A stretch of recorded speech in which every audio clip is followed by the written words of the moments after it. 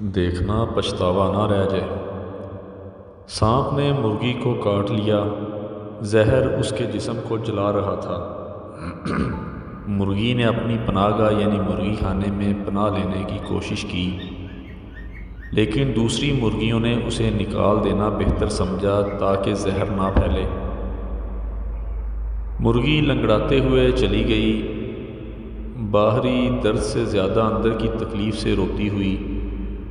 اندر کی تکلیف بہت زیادہ تھی اس کو، یعنی نکال دیا مرغیوں نے۔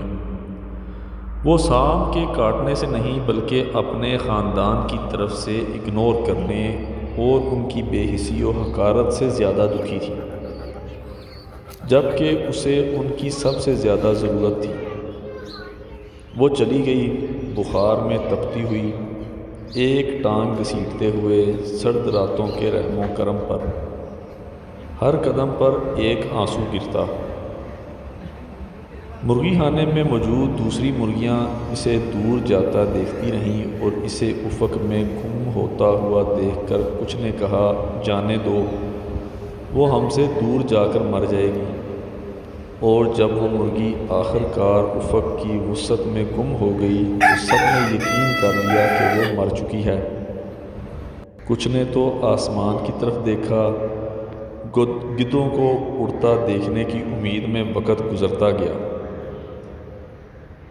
ایک دن ایک پرندہ مرغی خانے آیا اور خبر دی، تمہاری بہن زندہ ہے، وہ ایک دور کی غار میں رہتی ہے، وہ صحت یاب ہو گئی ہے، لیکن سانپ کے کاٹنے کی وجہ سے ایک ٹانگ کھو چکی ہے، اسے کھانے کی تلاش میں مشکل ہو رہی ہے اور اسے تمہاری مدد کی ضرورت ہے۔ خاموشی چھا گئی اور پھر بہانے شروع ہو گئے۔ میں نہیں جا سکتی، میں انڈے دے رہی ہوں۔ میں نہیں جا سکتی، میں دانہ ڈھونڈ رہی ہوں۔ کسی نے کہا کہ میں نہیں جا سکتی، مجھے اپنے بچوں کی دیکھ بھال کرنی ہے۔ ایک ایک کر کے سب نے انکار کر دیا۔ پرندہ بغیر کسی مدد کے غار کی طرف لوٹ گیا۔ پھر وقت گزرتا گیا۔ بہت بعد میں پرندہ دوبارہ آیا، لیکن اس بار افسوسناک خبر کے ساتھ، اور بولا کہ تمہاری بہن وفات پا چکی ہے، وہ غار میں اکیلی مر گئی، کوئی اسے دفنانے یا اس کا ماتم کرنے والا نہیں۔ اس لمحے سب پر بوجھ آ گیا۔ مرغی خانے میں گہرے افسوس کی لہر دوڑ گئی۔ انڈے دینے والی مرغیاں رک گئیں، دانہ ڈھونڈنے والوں نے بیج چھوڑ دیے، بچوں کی دیکھ بھال کرنے والی مرغیوں نے انہیں ایک لمحے کے لیے بلا دیا۔ پچھتاوے نے کسی بھی زہر سے زیادہ تکلیف دی۔ انہوں نے خود سے پوچھا، ہم پہلے کیوں نہ گئے؟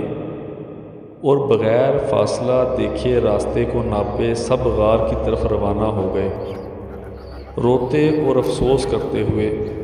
اب ان کے پاس اسے دیکھنے کی وجہ تھی، لیکن بہت دیر ہو چکی تھی۔ جب وہ غار پہنچے تو انہیں مرغی نہیں ملی، صرف ایک خط ملا جس میں لکھا تھا، زندگی میں اکثر لوگ آپ کی مدد کے لیے سڑک پار نہیں کرتے، لیکن آپ کو دفنانے کے لیے دنیا عبور کر لیتے ہیں، اور جنازوں پر زیادہ تر آنسو درد کے نہیں بلکہ پچھتاوے اور شرمندگی کے ہوتے ہیں۔ اس لیے دوسروں کی زندگی میں ان کے مشکل وقت میں مدد کریں، کہیں ایسا نہ ہو کہ بعد میں پچھتاوا رہ جائے۔